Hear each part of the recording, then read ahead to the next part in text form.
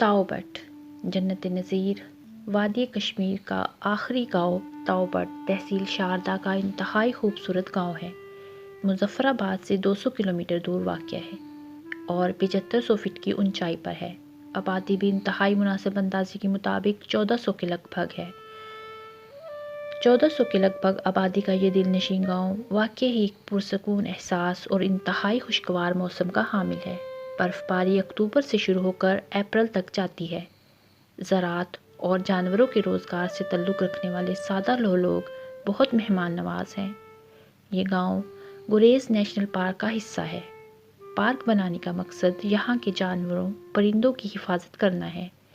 یہاں کے جانوروں میں مسک ہرن، سنو لیوپرڈ کیٹ، ہمالیین بھورا اور کالا ریچھ اور مختلف پرندے شامل ہیں۔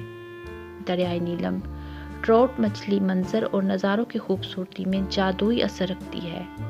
اڑن کیل سے تاؤ بٹ راستہ ہی اتنا خوبصورت ہے کہ آپ ساری دنیا کو بھول کے اس کے حسن میں کھو جاتے ہیں۔ پرسکون راستہ ہے۔